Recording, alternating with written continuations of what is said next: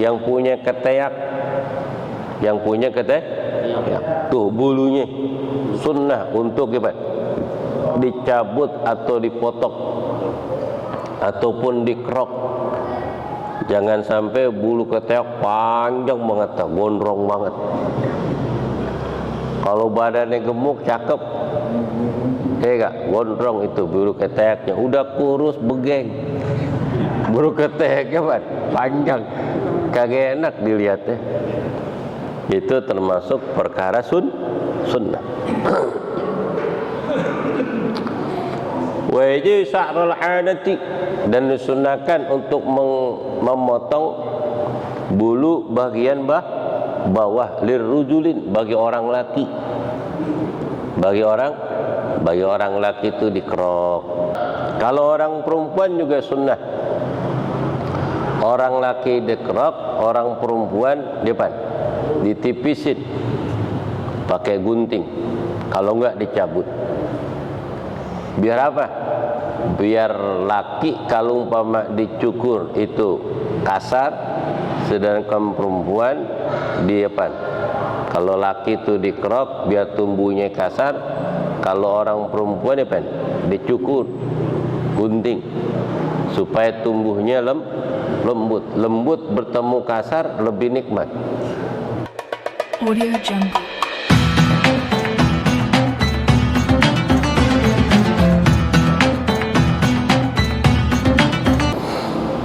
Bismillahirrahmanirrahim. Qala musannif rahimallahu ta'ala wa nafa'ana fi ulumi fid darain illa annahu qala faslun fi hisal fitrati. Pasal ini menerangkan di dalam mendapatkan fitrah kesucian di dalam melaksanakan sunnah. Wa ayyujhiba qiban wa yaktahila witran wa yakassu sarib wa yukallimu al-tuqa wa yannifu al-ibita wa yajibu shahru hanati wa yusabbiha lihyata wa yuhdibba as-sayba bi khabrati as-safra wa yujhida giban. Hal-hal yang disunnahkan oleh Nabi SAW ayudhina giban, hendaknya ia memakai minyak wangi gibat, yakni jarang-jarang.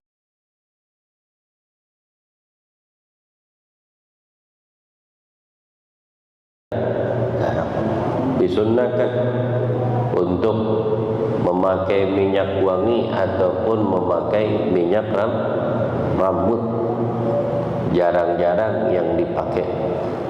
Jangan tiap hari nyisir mulu. Sudah untuk memakai wangi-wangian, baik minyak wangi yang kita pakai, apalagi ketika melaksanakan sholat. Sunnah memakai minyak wangi. Sama datang Bapak Agus dari kepolisian jaga kalsa. Sunnah untuk memakai wangi-wangian, terlebih-lebih ketika ingin melaksanakan sholat.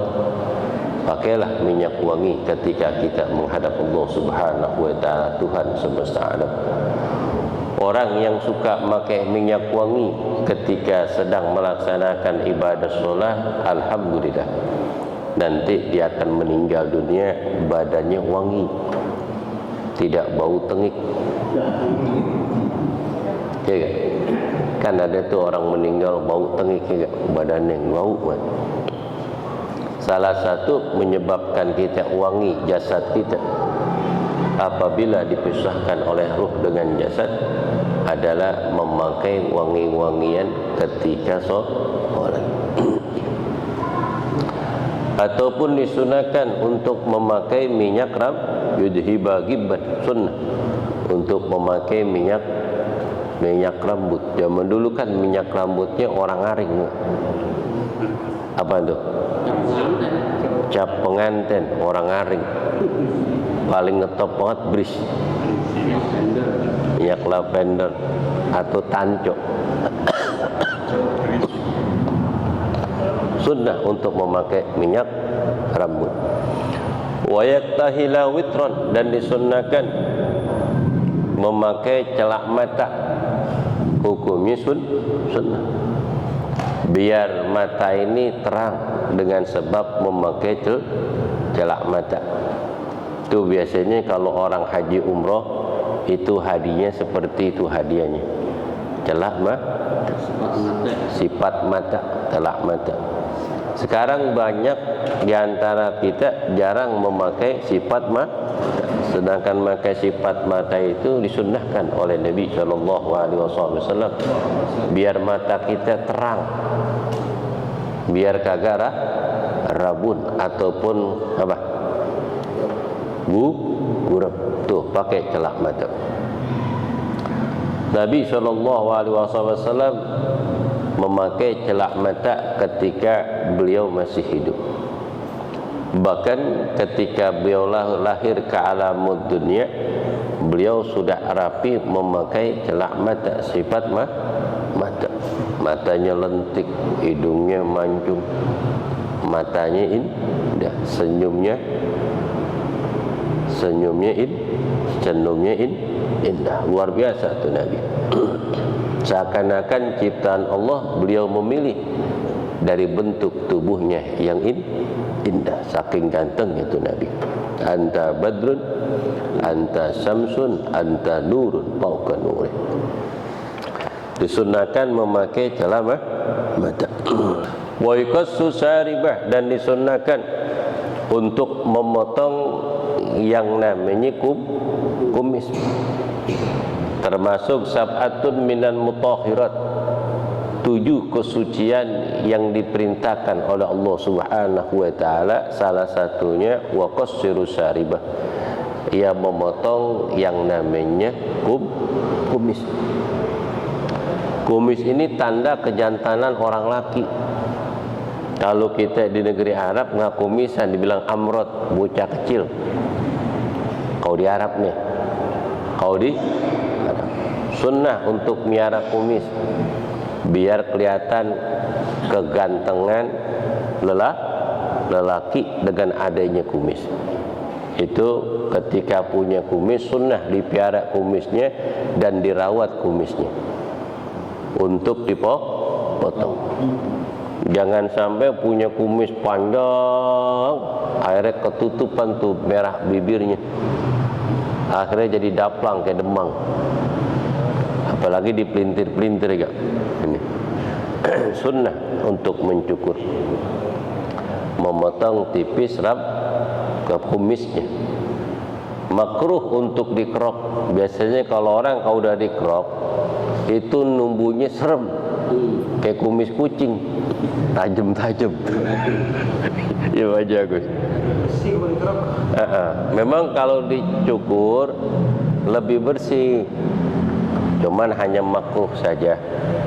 Lebih baik punya kumis. Ittiba bin Nabi sallallahu alaihi wasallam. Yang namanya kumis kan selera. Orang yang senang miara kumis enak dilihatnya.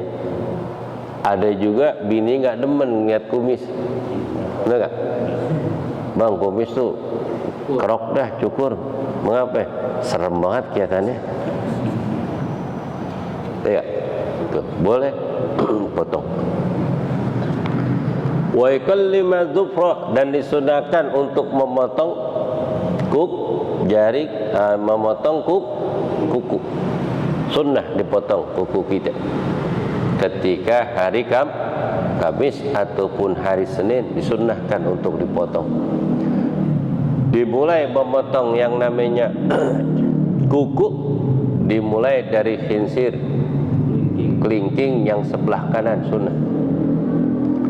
Kelingking, jari manis, jari telunjuk sampai jari tengah sampai jari telunjuk sebelah kanan, jempol belakangan. Kemudian apa?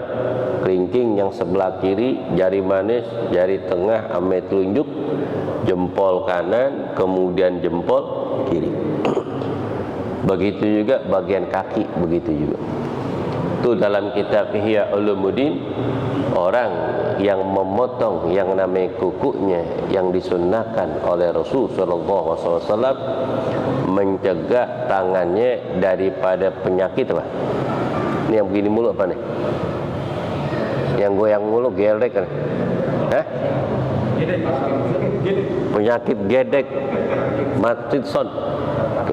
Parkinson. Tuh biar kagak gedek Parkinson. Sunnah. Hukumnya sunnah. Wa ini bil ibta, dan disunnahkan yang punya keteak,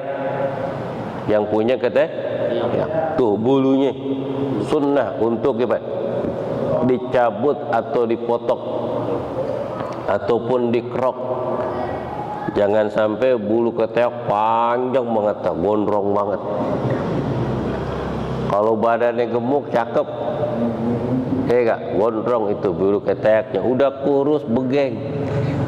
Bulu keteknya panjang, kagak enak dilihatnya. Itu termasuk perkara sunnah. Wajib sya'rul adati, dan disunahkan untuk memotong bulu bagian bawah lirrujulin, bagi orang laki. Bagi orang laki itu dikerok supaya bagus supaya bagus yang namanya belayan tuh punya orang laki. Biar cakep. Biar bersih. Ini termasuk sunnah. Jangan gondrong banget kayak hutan. Ketahuan belayang, mana ini belayang? Tuh termasuk sunnah. Kalau orang perempuan juga sunnah. Orang laki dikerok, orang perempuan ditipisin pakai gunting. Kalau enggak dicabut. Biar apa?